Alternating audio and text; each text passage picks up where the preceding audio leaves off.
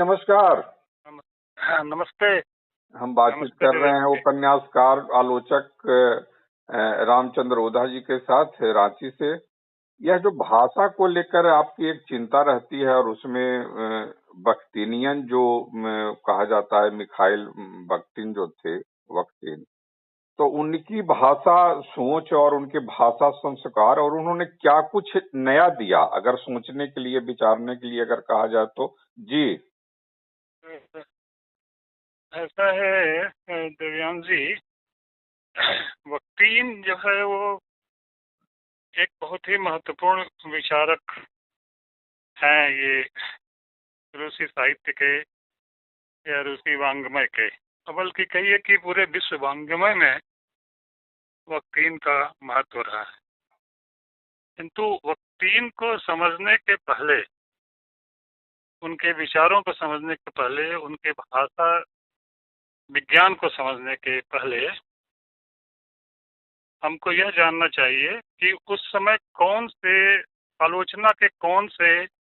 सी पद्धतियां रूस में और पूरे विश्व में कौन कौन वो प्रचलित थी।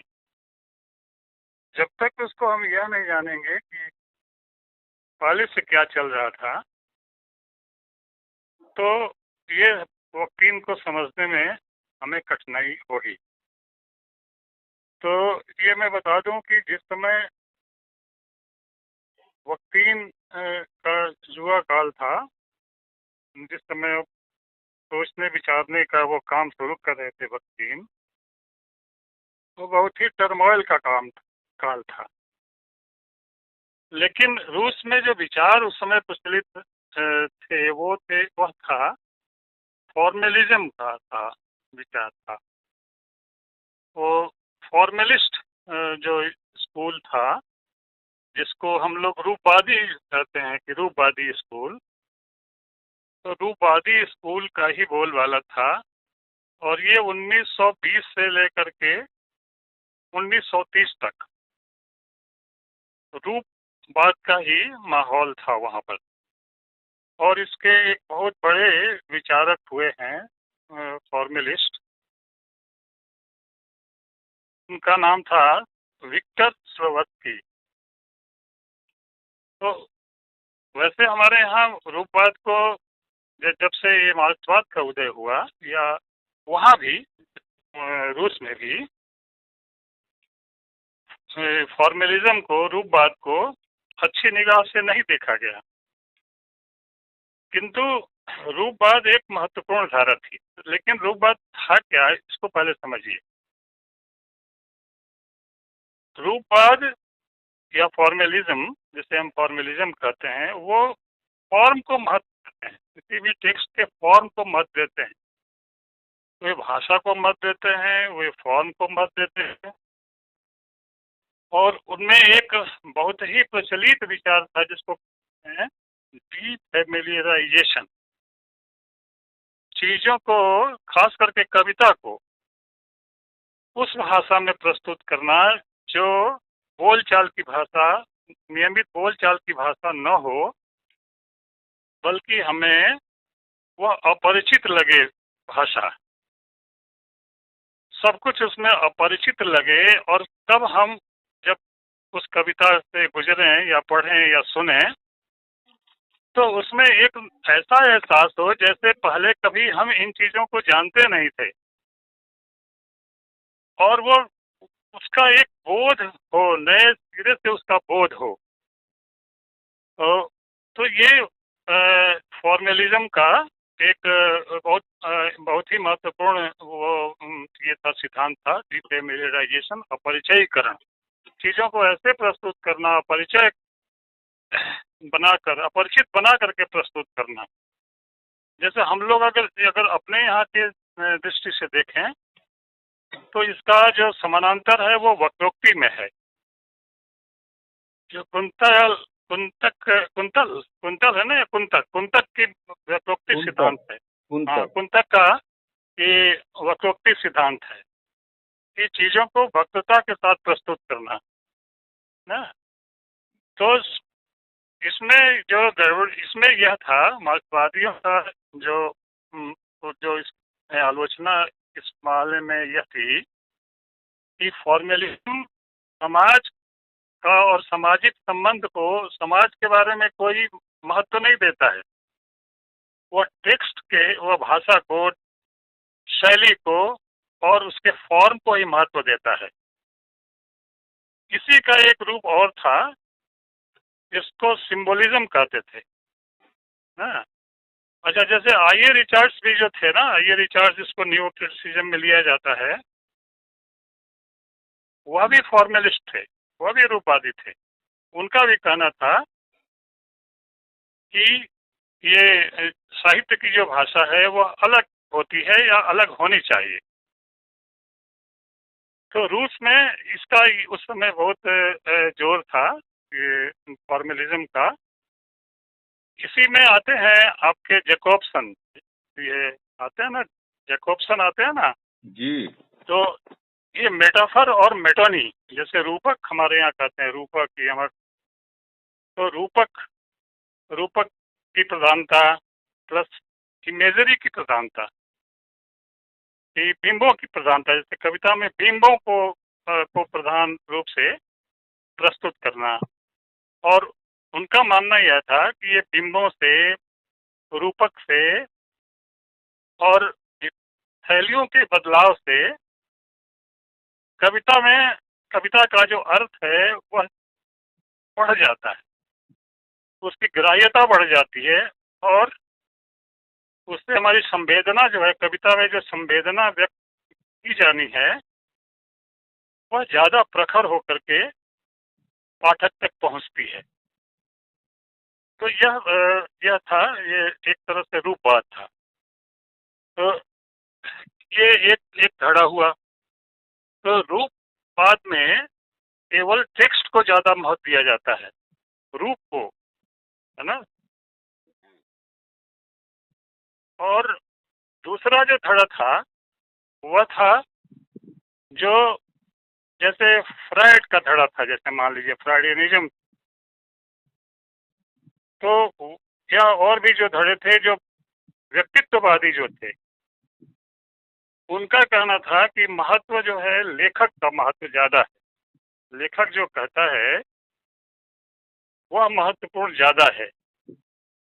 उसकी साइकी से जो चीजें निकलती हैं, तो जैसे मार्क्सवाद में भी है कि लेखक की साइकी,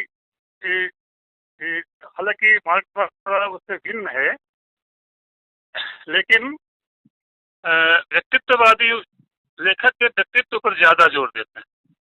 तो एक धड़ा तो व्यक्तित्ववादियों का था, जिसमें जैसे क्रोसे से थे कि साहब हमारा काम तो, रचनाकार का काम है अपने को व्यक्त कर देना और इसी से उसका काम पूरा हो जाता है। अब श्रोता उसका आस्वादन करे और उस पर अपनी राय दे या जो भी करना हो वह करे।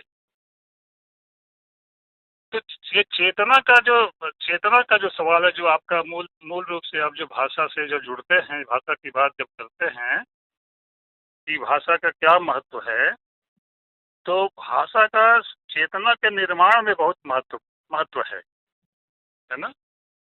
तो अब ये निर्माण कैसे होता है चेतना?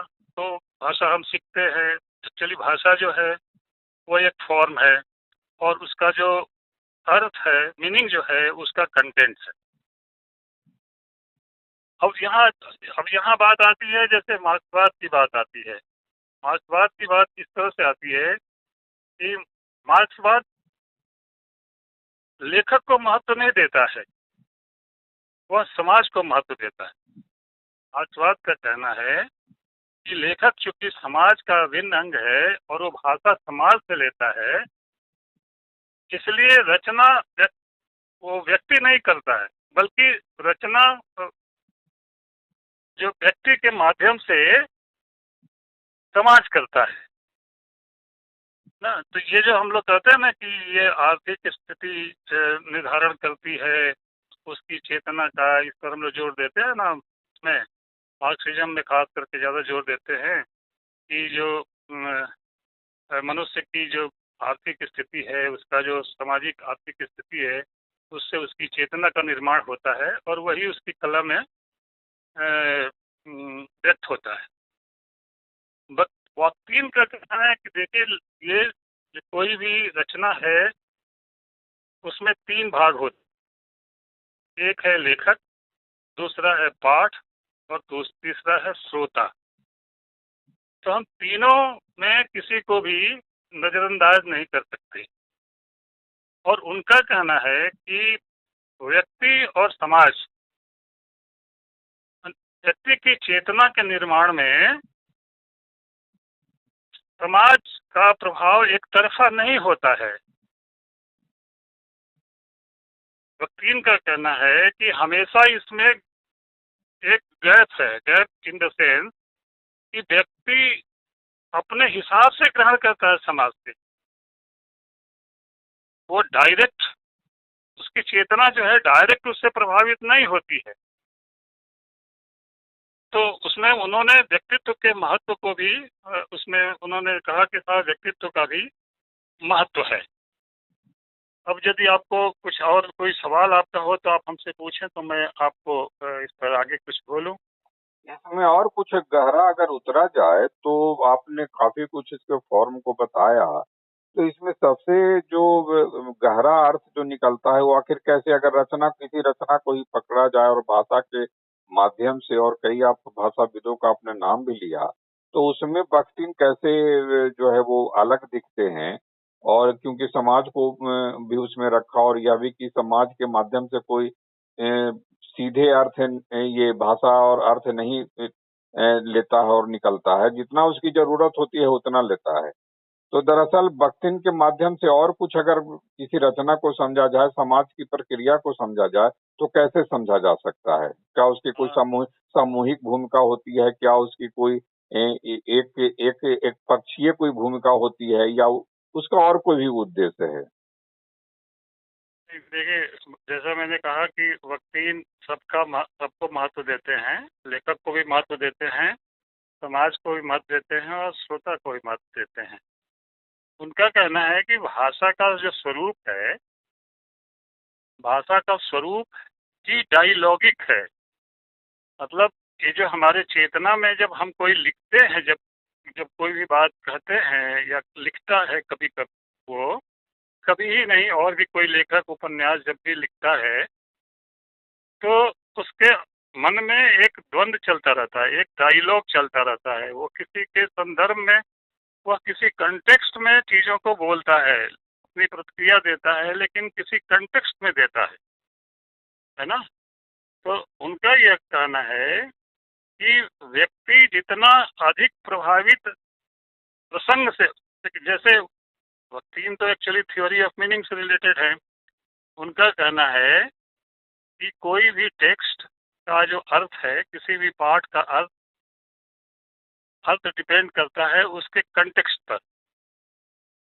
कंटेक्स्ट पर निर्भर करता है।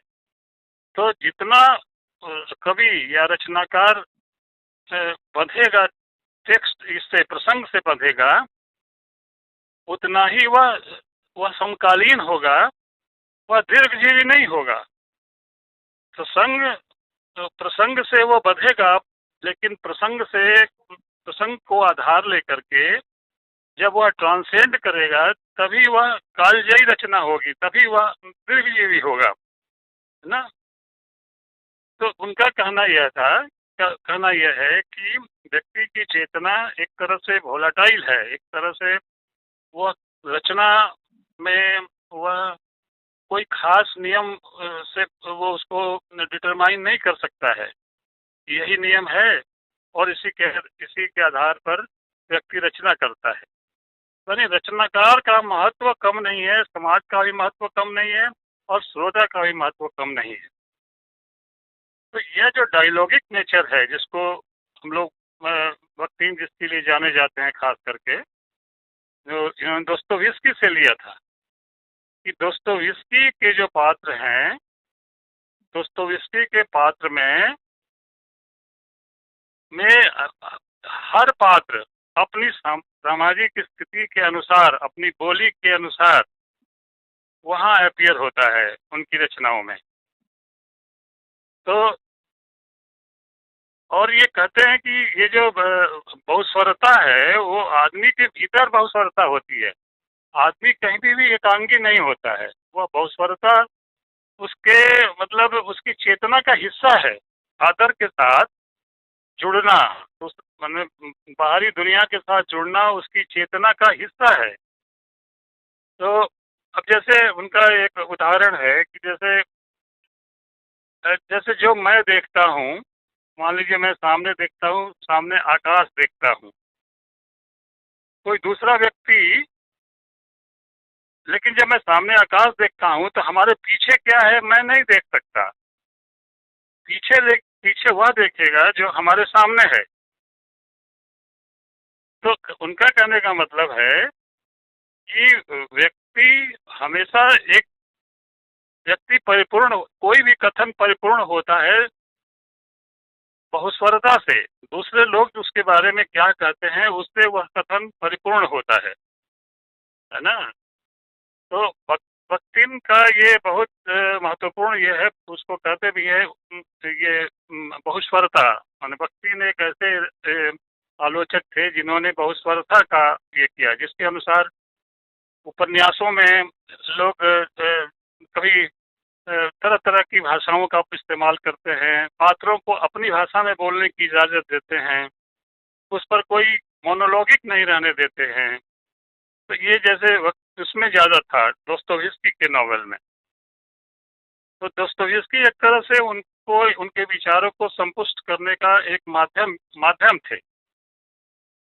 तो ये तो इनका एक पक्ष है जो भाषा की बहुस्वरता का जो सवाल है। और आप किस तरह का और सवाल करना चाह रहे हैं तो तो आप कहते भी बताएं। हैं वो कि दोस्तोयेवस्की के जो उपन्यास है बोर्डम से एक उदाहरण देते हैं, हम्म, और वो कहते हैं कि और क्यों वह प्रिंस मिस्किन उसके पास सीधे जाने से कतराते हुए दूसरी तरफ ऐसे मुड़ गया मानो उसने कुछ देखा ही नहीं, जबकि उनकी आंखें मिल चुकी थी। हाँ, उनकी आंखें मिल चुकी थीं और उन्होंने एक दूसरे को देखा भी था। हम्म, आखिरकार अभी ज्यादा दिन नहीं हुए जब क्या वह खुद ही उसकी बाह पकड़कर उसे अपने साथ वहां नहीं ले गया था? आखिरकार क्या वह खुद कल उसके पास जाकर यह नहीं कहने वाला था कि उसने उससे मिलने आया था? आखिरकार क्या खुद उसने ही वह जाते हुए बीच रास्ते में ही अपनी दुष्ट आत्मा को नहीं छोड़ दिया था, जब अचानक उसका हृदय खुशी से गदगद हो गया था? या क्या सचमुच रोगोजिन में अर्थात आज उस आदमी की समूची छवि में, उसके शब्दों के कुल योग में कुछ न कुछ ऐसे हाव भाव व्यवहार रूप रंग थे जो प्रिंस मिस्किन की दुष्ट आत्मा के भयानक पूर्वाभासों और परोक्ष संकेतों को सही ठहरा रहे थे? इस तरह का कुछ था जो अपने आप को महसूस तो करा ही देता है, परंतु जिसे विश्लेषित करना और संबंधित करना कठिन होता है। पर्याप्त कारणों के साथ इसे स्पष्टता भांप लेना कुछ असंभव ही है, लेकिन तब भी यह समुची कठिनाई और असंभवता के बावजूद एक पूर्णतः निश्चयात्मक और अप्रतिरोध प्रभाव छोड़ता ही है, जो अनजाने ही सबसे पक्के विश्वास में परिवर्तित हो जाता है। कौन सा विश्वास? ओह प्रिंस किस कदर पीड़ित था उस विश्वास की विसंगति से, उसके घटियापन से, उस निजतापूर्ण छुपे पूर्वाभास से, और किस कदर वो आत्म भर्त्सना कर रहा था। क्या इस संदर्भ को पीली छतरी वाली लड़की जो है हम लाना चाहते हैं, उदय प्रकाश का जो लघु उपन्यास है, कि वे एक पात्र जो है इसमें जो है इसको अगर तुलनात्मक करें तो वो सब कुछ मनमानी करता है। वो लेखक के अंदर का जो पुरुषत्व है, जो बोध है उसका, लेखक के पुरुषत्व का, वो कहीं ना कहीं एक उसके अंदर एक सामंती सोच है, उसी के आधार पर वो पुरुष उपन्यास तैयार होता है। आप काफी कुछ उससे गुजरे हैं, वाद विवाद में भी गए हैं। लेखक के दूसरे पक्ष जो है, जहां यहाँ पर कहा जा रहा है कि जो घटियापन, माने जो राहुल उसका पात्र है, मैंने राहुल के लिए घटियापन और लड़की के जो स्वच्छंदता, उसकी अस्मिता है, कोई मायने मतलब नहीं रखता है। जी ये ऐसा है कि अब इसी को आप इसको दोस्तोयेव्स्की के हिसाब से देखें तो दोस्तोयेवस्की के यहाँ पात्र जो है वो उसके हाथ की कठपुतली नहीं है। वो कहते थे कि ये पात्र जो है, ये बख्तिन कहते थे कि दोस्तोयेवस्की के पात्र हैं वो लेखक की हाथ की कठपुतली नहीं है। वो पात्र की माने गुलामी नहीं करते, बल्कि वह स्थितियों को एक तरह से वो बयान करते हैं अपने अपने ढंग से।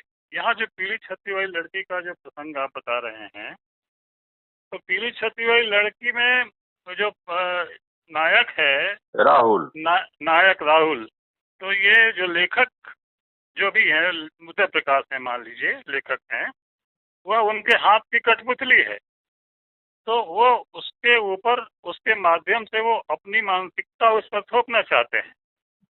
अन्यथा प्रेम जैसे पवित्र जो बंधन है, स्त्री पुरुष का सबसे अच्छा संबंध माना जाता है, और जहाँ जहाँ नारी अपने को अपने हृदय से जब उसको समर्पित करती है, नायक उसको राहुल को जब समर्पित करती है, तो अपने हृदय से ही उसको समर्पित करती है और पूरा खुल करके जैसे वो एक हो जाती है उसके साथ। लेकिन उस प्रणय निवेदन के क्षण को भी वो लेखक वहाँ हाजिर हो जाता है, और लेखक का जो पात्र है राहुल, वह जब प्रणय निवेदन में जब रेसिप्रोकेट करता है, उसका साथ देता है, तो उससे जो आवाज निकलती है प्रणय निवेदन से, बेहद जो नाजुक क्षण के जो क्रियाकलाप होते हैं उसमें, तो उस पर लगता है कि वह तर्पण कर रहा है अपने पूर्वजों का। तो यह जो मानसिकता है ना, ये लेखक की मानसिकता है। प्रेम के जो निसंग जो क्षण होते हैं, उसमें कभी भी इस तरह का भाव नहीं आता है। उसमें प्रतिहिंसा का भाव, प्रतिरोध का भाव, बदला लेने की भाव, प्रेम ही एक ऐसी निर्मिति है मनुष्य की जो सारे तरह के भेदभावों को, सारे द्वेष को समाप्त कर देती है। और ऐसे क्षण में जब कोई लेखक ऐसा ऐसा आरोपित करता है, तो वह अपनी अपनी जो जो आप समांतरी प्रवृत्ति कहें या जो कुछ कहें, वह उसको आरोपित करता है उस लेखक पर, और वो लेखक जो है अपने नायक और पर आरोपित करता है। वस्तुतः वहाँ वहाँ वह पात्र जो है इसके हाथ की कठपुतली हो जाता है, जिसके बारे में बख्तिन कहते हैं कि दोस्तोयेवस्की इसका विरोध करते थे। वो कहते थे कि वह गुलाम नहीं है, वह स्थितियों के अनुसार उसका लॉजिक बाहर की लॉजिक से नहीं गाइड होता है कोई भी उपन्यास या कोई भी लेखन, बल्कि उसका अपना तर्क होता है। वहाँ जो तर्क स्थितियों का तर्क से वो निर्धारित होता है, उसी रूप में वह जैसे गाइड फिल्म है, तो गाइड फिल्म में अब कोई लॉजिक नहीं है कि जो देवानंद है वो साधु बन जाता है। तो ये कोई लॉजिक नहीं है। आप लॉजिक के तहत अगर देखें कि साहब एक गाइड जो है वो लोगों को भ्रमण कराता है, पर्यटक स्थलों पर ले जाता है घुमाने के लिए, और वो अचानक वो सन्यासी बन जाता है और अपना सब कुछ समर्पण कर देता है, तो वह उपन्यास का वो स्थितियों के अनुसार बदलता है। वह यहाँ पर क्या है, यहाँ पर जो जो लेखक हैं, जो आपने जिसका जिक्र किया, वो स्थितियों के अनुसार पात्रों को ढलने नहीं देते, बल्कि उस पर एक अपना तर्क उस पर आरोपित करते हैं। उस संदर्भ में तो यही बात मुझे नजर आती है। तो ये दो अगर रूप अगर देखें इसके, कि बख्तिन जो है वो दोस्तोयेवस्की के पात्रों को कह रहे हैं कि उनके हाथ की कठपुतली नहीं है, और हिंदी संदर्भ में अगर देखें, हिंदी भाषा की ऊंचाई, उसकी चेतना, उसकी गहराई, इसमें कहीं न कहीं अभी वो पैठ नहीं बन पाई है जिसमें बख्तिन जैसे हम भाषाविदों को ला करके हिंदी के अर्थ और उसकी मीमांसा को समझ पाए। उदय प्रकाश टाइप हम कह रहे हैं कि जैसे आपने कहा कि उसके अगर लेखक मान लीजिए पीली छतरी वाली लड़की लघु उपन्यास के लेखक उदय प्रकाश है, हम कह रहे हैं कोई उदय प्रकाश अगर, तो अगर वो ऐसा करते हैं, तो क्या वो लेखकीय भाषाई प्रक्रिया जहाँ से हम बख्तिन को लेकर बातचीत कर रहे हैं उस प्रोसेस से ही, थॉट प्रोसेस से ही नहीं गुजरे हैं कहीं ना कहीं? नहीं, देखिए वो तो अपना अपना लेखक का अपना ये अपना व्यक्तित्व होता है, और वो अपने हिसाब से ही लिखता है, जो उसको मन में आएगा वही लिखेगा, उसके लिए वो स्वतंत्र है। इस मायने में उदय प्रकाश हो या कोई भी लेखक स्वतंत्र है। लेकिन यह एक अगर बख्तिन की नज़र से देखें तो यह एक कमजोरी है। हाँ, कि बख्तिन केवल केवल लेखक की मंशा की पूर्ति का नहीं है, उसके लिए बना है कोई उपन्यास कि केवल हम लेखक की मंशा, लेखकीय मंशा को ही आरोपित करें, बल्कि वो सामाजिक स्थितियों का ध्यान उसको उस रूप में रखना चाहिए कि कोई ऐसा ऐसा कुछ हम प्रस्तुत नहीं करें जो समाज के हित में न रहे, वो वो उसके हित के प्रतिकूल चला जाए। तो जैसा हमने आपको उदाहरण दिया कि प्रेम एक ऐसी निर्मिति है जो सब द्वेष को खत्म समाप्त करती है, और यहाँ आप उसी प्रेम में भी आप उस द्वेष को कायम रखते हैं। तो फिर आखिर ऐसा कौन सा कंस्ट्रक्ट होगा, कौन सा आदमी क्या निर्माण करेगा भाषा का और किसी चीज का, कौन सी वो निर्मिति होगी, कौन से मूल्यबोध होंगे जिससे आदमी एक हो सकेगा? कौन से मूल्यबोध होंगे अभी बताइए? मुझे तो नजर नहीं आता। सामंती मूल्यबोध है, जाति का जो उच्च स्तरीय मूल्यबोध जो होता है, जो हिंदी संदर्भ में हम लोग ज्यादा कुछ देखते हैं। ये मूल्यबोध थोड़ा है, ये सामंती नहीं, मूल्यबोध। जो सामंती ऐसा सामंती सोच वाले लेखक अगर ऐसा लिखते हैं तो अपनी सोच को ही तो मूल बना देते हैं ना, मूल की तरह स्थापित करने की कोशिश करते हैं, क्योंकि चुनौती मिलने वाली नहीं होती है। और उसके बाद की घटनाएं हम लोग देख ही रहे हैं कि कैसे जो है बे पीली छतरी वाली लड़की के साथ वो रूप खाली उनके बदल जा रहे हैं। घटनाएं तो घटित हो ही रही हैं, आज हो, कल हो, परसों हो, जो भी जिस शहर में हो, कहीं ना कहीं वो रूप तो दिख ही जा रहा है उनकी सामंती सोच या सामंतवाद के लेखकीय विचार का। जी, हेलो। लेखक जो है अपनी मेधा अब का। इसको इस रूप में भी थोड़ा समझा जाए। एक उदाहरण और बख्तिन से हम लेते हैं कि जार के सामने पश्चाताप का स्वांग भरते हुए माँ जेप्पा अपने विनीत स्वर को ऊंचा कर देता है। ईश्वर जानता है और सारी दुनिया देख सकती है, उस अभागे अधिकारी ने तहे दिल से जार की 20 वर्षों तक सेवा की, असीम कृपा का पात्र रहा और आश्चर्यजनक ढंग से आगे बढ़ता रहा।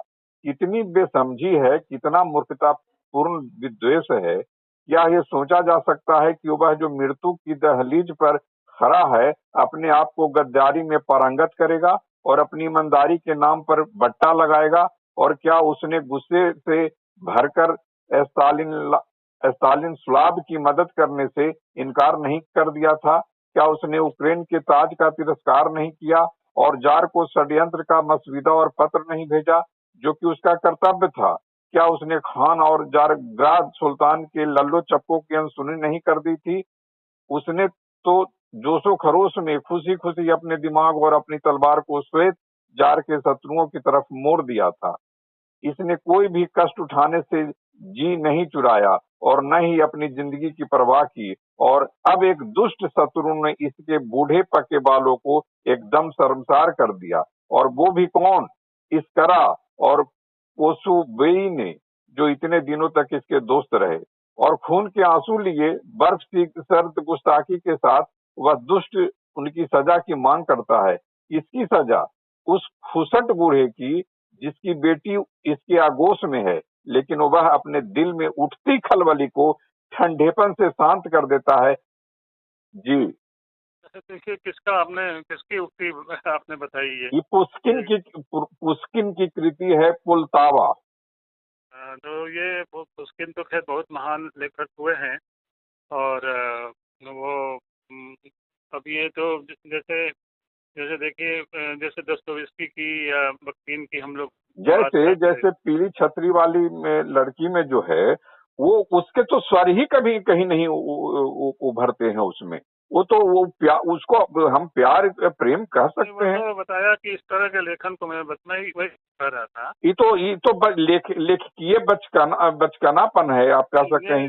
ये लेखकीय बचकानापन इसको नहीं कहेंगे, इसको बल्कि कहेंगे कि ये लेखक की जो प्रवणता है, जो उसका तकनीकी ज्ञान है लेखक का, या जो प्रतिभा है, लेखक की प्रतिभा जो है उसका तकनीकी ज्ञान है, उसका इस्तेमाल वो प्रोपेगेंडा में करता है, अपनी चीज़ों के, अपनी अपनी मन की जो अभिलाषा है उसके प्रोपेगेंडा के लिए वो करता है।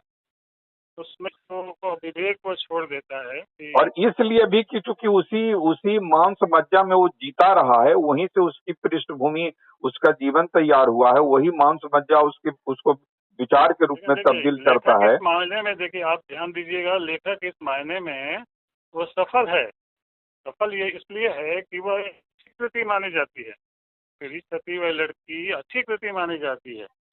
लेखक की जो विसंगति है उस पर पाठकों का ध्यान इसलिए नहीं जाता है कि पाठक वह जो उस स्थिति को एंजॉय करता है, ऐसे प्रस्तुत करता है लेखक जो है, क्योंकि ये पुरुषत्व जो दमित वासना है उसकी पूर्ति होती है, इसलिए ऐसा करता है। हाँ, जो भी हो, लेकिन लेखक अपनी व्लादिमीर नाबोकोव की जो उपन्यास है ललिता, वो भी सफल कृति है।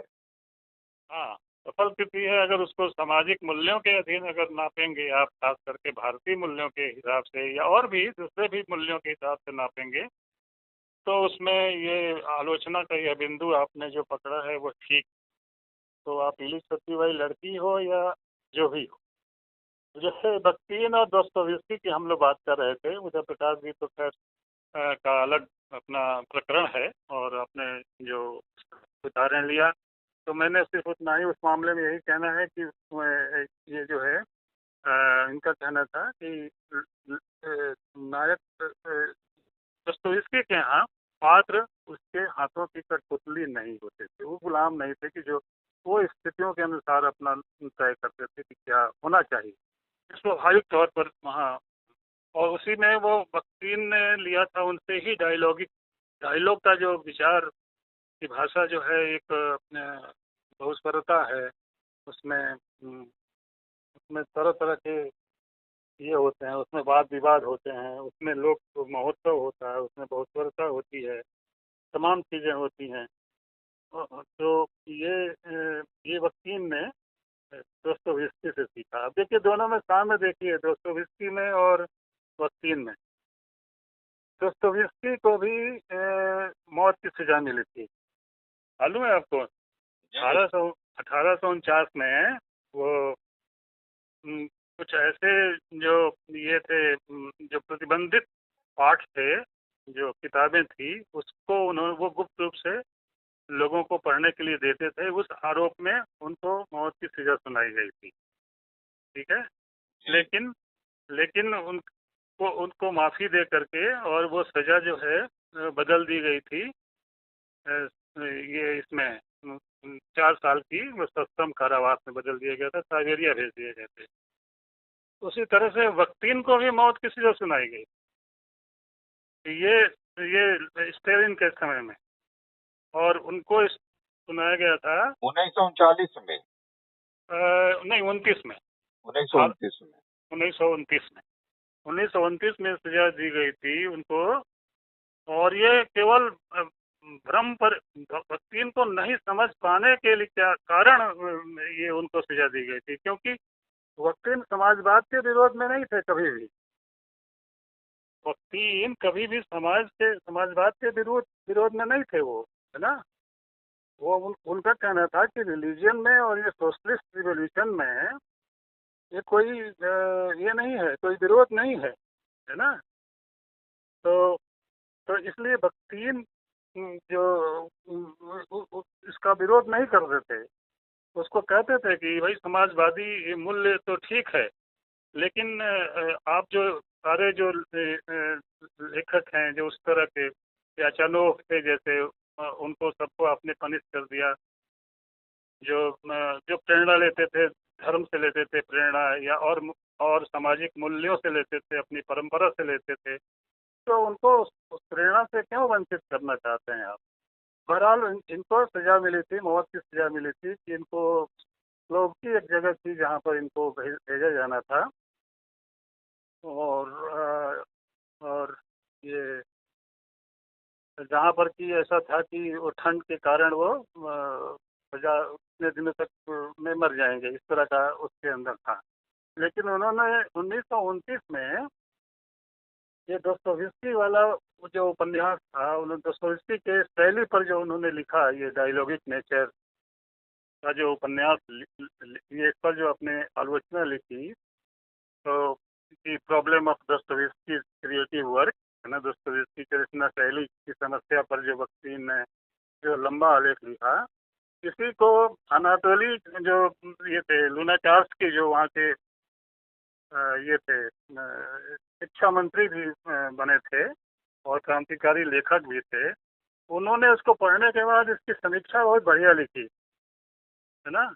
इतनी अच्छी समीक्षा लिखी कि ये लोगों ने उस समय का जो शासन व्यवस्था ने बख्तिन की जो मौत की सजा थी उसको इसको बदल दिया। इस प्रशंसा ने केवल कहा कि साहब इनको एग्जाइल कर दिया जाए, तो कजाकिस्तान में इनको निर्वासन में इनको जीवन व्यतीत करना पड़ा। तो 1929 ये पहला ये एक वाकया था जब दोस्तोयेवस्की पर लिखा था इन्होंने कि इनको अपने नाम से छपने का अवसर मिला इस आलेख और इस किताब के सहारे। इसका पहला एडिशन 1929 में हुआ और इससे दो फायदे हुए इनको। एक तो अपना प्रकाशन मिला, जो पहले लिखते थे वो कभी दूसरे के नाम से लिखते थे या प्रकाशित नहीं हुआ था, अपने नाम से पहली रचना है ये दोस्तोयेवस्की के ऊपर बख्तिन की, जो रूस में प्रकाशित हुई थी। तो इस रचना से दो फायदे हुए, एक तो इन्हें प्रकाशन मिला, दूसरा ही मृत्यु दंड से बचे। और फिर दूसरी बार जब इसका दूसरा एडिशन आया 1963 में, है ना, तो उसके बाद से फिर जब उन्हें उनको समझा गया बख्तिन को कि बख्तिन अपने समय से बहुत आगे हैं और वो समाजवाद के कहीं विरोध में नहीं है, तो उनको रूसी समाज ने अंगीकार किया और उनके सारे वर्क्स को, उनकी सारी जो कृतियाँ थी 1963 के बाद फिर प्रकाशन में आने लगी।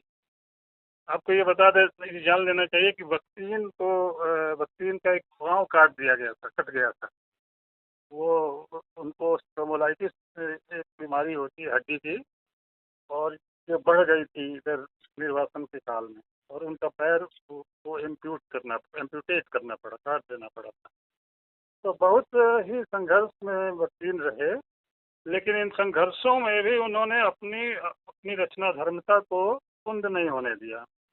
और उस समय उनकी जितना निर्वासन के काल में ही उन्होंने बहुत महत्वपूर्ण काम किए, जिसमें एक महत्वपूर्ण काम था रेबले पर लिखना, रेबले एंड हिज वर्ल्ड, ना। और लोक महोत्सव कार्निवल का जो कंसेप्ट है आलोचना में, कार्निवल लोक महोत्सव, ये बख्तिन ने उसी समय लिखा था। और बहुत सारी रचनाएं, एजुकेशन पर उन्होंने काम किया था, और उनकी तमाम आलोचना पुस्तकें 1963 के बाद। एक आखिरी सवाल, क्या एक आखिरी सवाल कि क्या जो हम बख्तिन से ही समझते हैं कि वो दोस्तोयेवस्की को लेकर कहते हैं कि उनके पास कठपुतली नहीं है, लेखक के हाथ की कठपुतली नहीं है, क्या ये लेखक के व्यक्तित्व से जुड़ा हुआ मामला है कि क्योंकि लेखक कमजोर होता है, इसलिए उसके पात्र जो है उसकी हाथ की कठपुतली हो जाते हैं, कि वो अपने पात्रों के साथ में न्याय नहीं कर पाता है, अगर बख्तिन के शब्दों में समझो तो? हाँ, तो ये रचना हमेशा अपनी स्थितियों का, रचना तभी कहलाती है रचना जब व्यक्ति अपनी स्थितियों का अतिक्रमण करता है, उसको ट्रांसेंड करता है, ठीक है। अगर वो अपनी स्थितियों को ट्रांसेंड नहीं करता है, अपने मन में जो हमारे जो आवेश, हमारा जो द्वेष है, हमारे मन में जो हमारा अपना जो विकार है, हम जब अगर उसी को प्रधानता देते हैं, उसी की पूर्ति के लिए जब हम काम करते हैं, तो कोई रचना नहीं करता। रचना के लिए हमेशा आपको अपनी स्थिति का अतिक्रमण करना होता है, हमेशा कुछ अपना, कुछ समाज का और कुछ उसको पढ़ने वाले श्रोता का, ये सबका ध्यान देना होता है सबको कि कैसे इस मैंने इसकी भूमिका बहुत बड़ी है रचना की। और रचना इसीलिए कहलाती है कि कुछ आप अपना लें, कुछ समाज से लें, और तब जाकर रचना होती है। केवल एक तरफा रचना नहीं होती है कि हम अपनी मतलब मनोवृत्तियों के परितोष के लिए केवल अगर हम लिखें अगर, और उसमें रचनात्मकता नहीं हो तो वो रचना नहीं कही जा सकती है, वो प्रोपेगेंडा कही जा सकती है। तो ये प्रोपेगेंडा लेखन आप अगर फिर बात मैं वही कहूँगा कि जो पीली छतरी वाली लड़की के संदर्भ में आप कहना चाहते हैं बार बार, तो मैं वही कहूँगा कि वो प्रोपेगेंडा लेखन, उनको कहा गया कि इस तरह से तुमको जलील करना है ब्राह्मणों को, या तो तुम लिखो इस तरह से। तो उनके मन में जो ब्राह्मण के प्रति द्वेष है, तो वो उसका वो ये करते हैं, वो बदला लेते हैं एक तरह से, वो प्रतिशोध उठाते हैं, है ना। यानी सामाजिक बोध का, सामाजिक मूल्य का कोई उत्थान, उत्कर्ष हो, सामाजिक चेतना का कोई सरोकार विकसित हो, इससे उदय प्रकाश टाइप के लेखकों को लेना देना पीली छतरी वाली में लड़की में नहीं है। नहीं है, बिल्कुल नहीं है, बिल्कुल ही नहीं है सरोकार। अगर आप कहते हैं कि साहब हमारे लेखन में लोक कल्याण की भावना होनी चाहिए, तो उसके वो तो प्रतिकूल है। कहीं से भी लोक कल्याण उसमें नहीं है। हाँ, उसमें साहित्य कल्याण हो सकता है, हमारे मन का परितोष हो सकता है, और किसी को खुश करने के लिए हो सकता है। ये भी कहा जाता है कि उन्होंने किसी को खुश करने के लिए ऐसा लिखा था। तो उन्होंने वो तो एक वो उसको तो रचना में कहता भी नहीं, वो तो एक एक क्या कहें उसको, एक एक एक टेक्निक है, एक है, वो स्किल के तौर पर एक आर्टिफैक्ट तैयार किया गया है, वो कलाकृति नहीं, ये आर्टिफैक्ट है ना। तो बातचीत के लिए आपका बहुत बहुत आभार, नमस्कार। नमस्ते।